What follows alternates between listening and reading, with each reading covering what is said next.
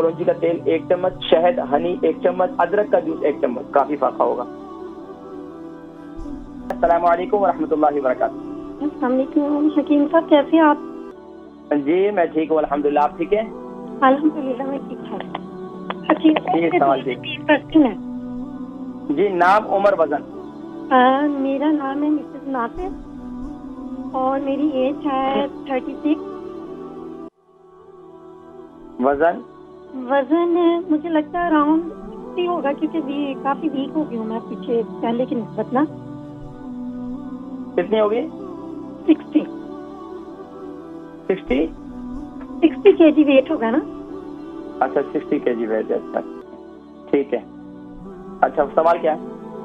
सवाल ये है कि ना मुझे ना सांस का प्रॉब्लम है। किस चीज का प्रॉब्लम? पहले मुझे होता था, लेकिन वो बगैर किसी चीज के खुद ही चला जाता था। शायद ये रीजन थी कि मैं अपनी सोच को चेंज कर लेती थी, वो ऑटोमेटिकली ना खुद डाइवर्ट हो जाता था।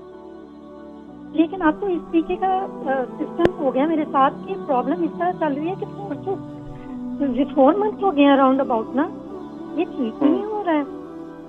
अच्छा क्या प्रॉब्लम क्या बताइए आपने? ये सांस का ना।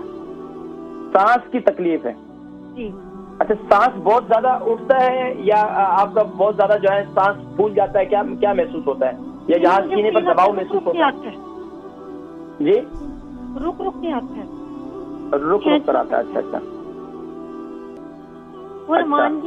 अच्छा ये बताएं कि ये तकरीबन कितना टाइम होगा टोटल पीरियड कितना हो गया इसका? ये जब से ये वायरस आया ना, तब से मुझे ना सोच के भी कुछ हो गया, तो कुछ ये मुझे इसी वेदर में पहले भी हो जाता था ना।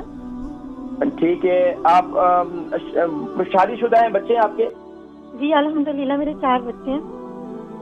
ठीक है, मैं मेरी बहन इंशाल्लाह मैं जिक्र करता हूँ उसके हवाले से, ठीक है?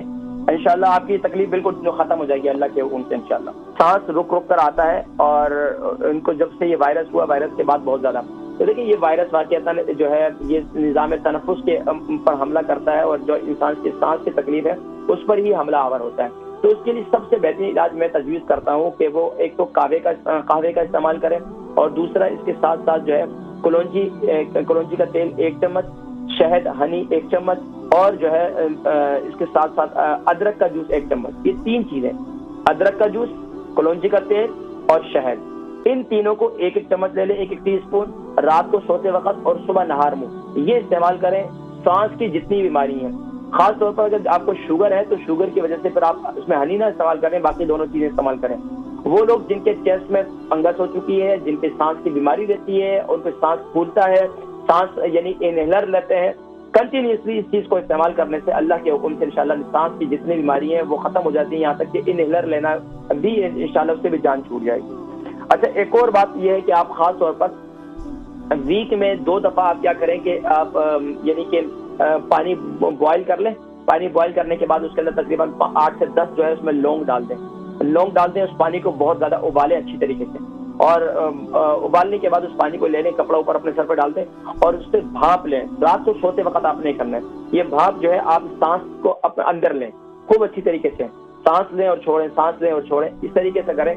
अल्लाह के हुक्म से इंशाअल्लाह अज़ीज़ आपकी ये सांस की तकलीफ जो है बिल्कुल खत्म हो जाएगी इंशाअल्लाह। अच्छा, और दूसरा कावा जो है, कावा दिन में आप इस्तेमाल करें खाने के 1-1.5 घंटे के बाद। वो क्या है, इसमें आप सौंफ 1 चम्मच डालें, जीरा 1 चम्मच, इससे आपका मैदा भी ठीक रहेगा और सांस की बीमारी भी इंशाल्लाह खत्म हो जाएगी। सौंफ 1 चम्मच, जीरा 1 चम्मच, दालचीनी 3 इंच का टुकड़ा, अदरक जो है 2 से 3 इंच का टुकड़ा।